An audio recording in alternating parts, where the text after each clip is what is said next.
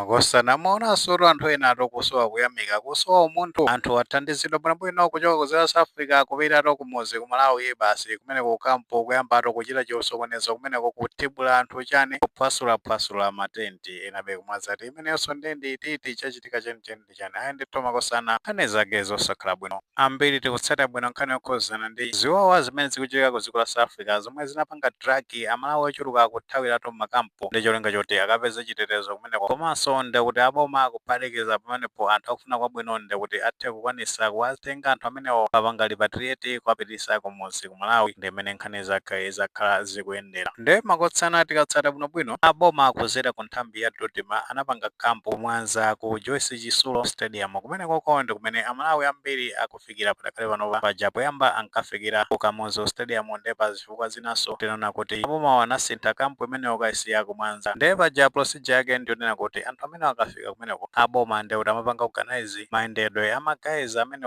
afika ku Mwanza kuti agwiritse ntchito transport makamaka kumapasa ndithu ndalama yomwe amagwiritsa ntchito ngati transport kumapita kumuzi kwawo kumene amachokera ku dziko la Malawi leno chimene chinachitika ndichonena kuti pali gulu lina loti linafika kumeneko andera khalako nthawi yotalika mota pano polenga ndi procedure yomwe yayika kumeneko anthu amene akafika kumene ndithu kufika pa desk ya Malawi Red Cross mathandiza magawo osiyanasiyana ena atiuza kale kuti makhazi oti nthopi sakupeza bwino ena afuna ma first aid ndi zina zote kuphatikiza pamenepo ntchito ina yoti a Red Cross akumagwira ndionena kuti guys amene ena akumapeza kuti mwina alibe lamya kapena foni zawo zinazima pachati kutsatira bwino kuti kampo amakhala nthawi yayitali makamaka amene anali ku Durban drive kupita Matasburg kumene kuja paja anakhalako nthawi yochuluka kwambiri asanasamusidwe kupitisidwa ku Musina kumene kuli kampo yaso pano padakale panopa zimapeza zoti anthu amene aja mwina foni zawo zinazima chani anabenso access yoti atha kuchaja foni zimenezo ndi akafika pa desk imene ya Red Cross amatha kubwereka lamya pamenepo kaende kuti ayika provision ya lamya kuti atha kumayimbira abale awo ndi kuwafotokozera kuti afika kumuzi ku Malawi ndi mmene nkhani zake zikumayendera akachoka pamenepo ndekuti amapita pa desk ya Dodoma pameneno akumafotokoza nekhuza ndi mayendedwe awo kaende kuti yakumuzi kwawo paja ma transport akumapereka potengeranso ndi mtunda kwa kumene munthu ameneyo amachokera ku dziko la Malawi ndi mmene nkhani zake zimakhalira eno akunena zoti magayi aku Dodoma akumachedwa kwambiri kuti apase ndalama magayi amene wandeya akunena kuti adikira nthawi yayitali yani potengeranso kuti ku dziko la South Africa anakhala kwambiri ndi chifukwa chakuchedwa ka process imeneyo zinapezeka zona kuti magayi amene afika pakati pa ameneno amapanga process kuti apase mayendedwe kumeneko kuti amona kuti akuchedwa kuti apase ndalama za mayendedwe ndeto magayi amene basi kuyamba kuhauka pamene paja chani kuyamba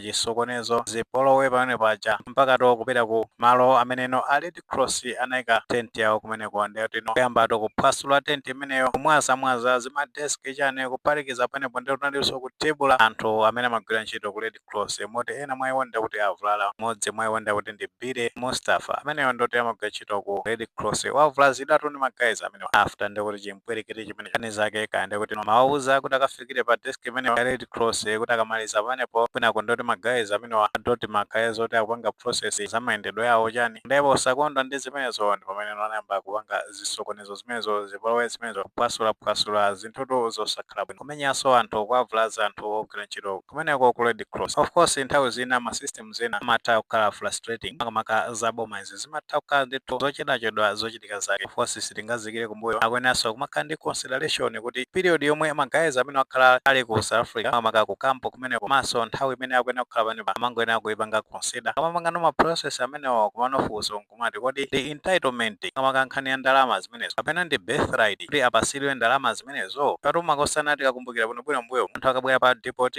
amangowasiya pa boda pamenepo kwinako ndekuti aliyense amazionera yekha kuti apanga bwanji kuti akafike kumuzi kwawo ku Malawi nawo pamene papa taona ndi mmene situation yakhalira aboma ndithu apanga intervene kupanga organize za mayendedwe ndipo pameneponso anthu akufuna kwabwino ngati Shebali Bushiri ndi timu ina akhala akuthandizira ntchito imeneyi kuti anthu amenewa azikhala akubwerera kumuzi ku Malawi kumeneno abomaso anapanga step ya process imeneyi powapasa mayendedwe anthu kuti aziyendera akafika kumuzi kwawo nawo privilege imeneyi ndeti kwabwera gulu ngati imene limene kufuna kuononga pamene akuyambisa zipolowe ngati zimenezi nthawi zina makosana timene akumaphunzira kumayamika chifukwa chimene chachitika pamene pa ndi kusowa atu kuyamika nomata kuti ntchitoyo kuchitika mochedwa komano anakhala bwino kuti anthu kukambirana kumvana ndi akuluakulu amene akupezano njira yothesera kusamvana kumene kusiyana ndi kumamenya anthu kuvulaza anthu onena kuti akuthandizanso inu nomwe of course potengera ndi mmodzi mwa magayizi amene anali pamene pa kampo amene wachokera ku dziko limene South Africa amene ndi Salif Jafari anafotokoza kunena zona kuti akuti no guys anali frustrated ndi mmene ntchito imene ikuyendera ikudraga chani ndipo osatira zimene zokuonesa mkwiyo pamene amapanga zinthu ngati zimenezi. Magayizi amene wawo pano ndizoona kuti azipanga zinthu ngati zimenezi anthu mothandizidwa bwinobwino mwachoka ku dziko la South Africa kupita kumuzi ku Malawi and then kumakapanganso chipongwe ngati mefano ichi chitu ndi chipongwe kusowa kuyamika anthu kuti mene tiziganizira bwinobwino anthu tinali stranded pezeka menzi aboma atithandiza kuti tapita kumuzi ku Malawi ine kujaso aona kuti pamene watisangwasiya pomwepa ndoti tapangireso njira kuti azikafika makwawo and then kuosaonesa kuyamika kumabwera kumamenya anthu kuvulaza anthu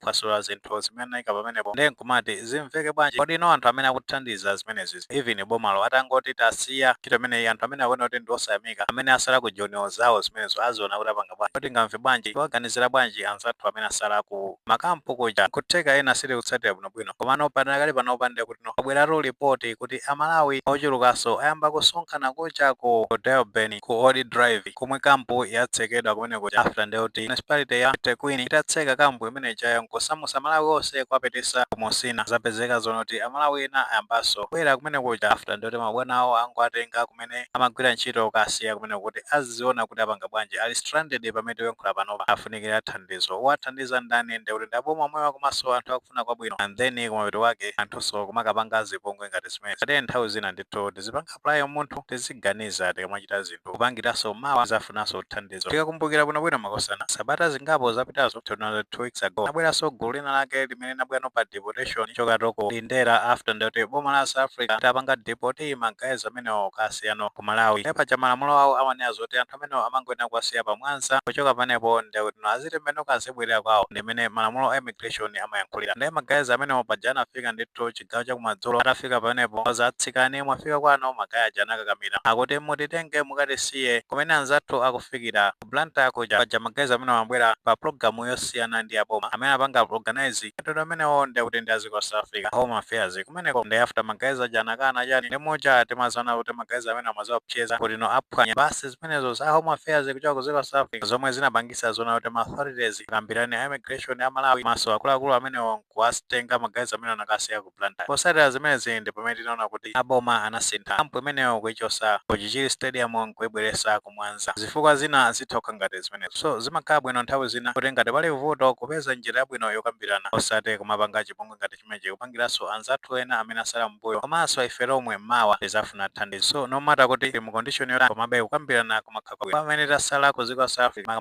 makampo kuti tifuna thandizo loti tisamusidwe tizibwerera kumuzi ku Malawi tiyendethu pa ntchito imeneyi tinesese zona kuti tipanga comply malamulo kandi kuti pali mavuto ena ake tipange lezi mavuto amenewo nkukambirana mwa njira yabwinobwino osati kumapanga chipongwe ngati imene zachitikiramo izi zapangisa zona kuti next time anthu tisadzathandizidwe asatipange abandon ayi mmene monkhani zake ni imene zikuyendera zoti makosana amwe ndi maganizo pankhani imene makamaka pamene tiyankhula zona kuti magayizi etu ku Mwanza omwe achoka ku dziko South Africa achita chipongwe kumeneko potibwa komanso kuvulaza ogwira ntchito ku Red Cross Malawi komanso kusasula matenti kumeneko nkhani zake akuti amacheresera papasa transport zoti ayendere kumapita maboma akwawo ngati maganizo amene kuti nawo titha kufotokoza comment section koma tikamapereka tikumbukirenso kulemekeza maganizo anzathu.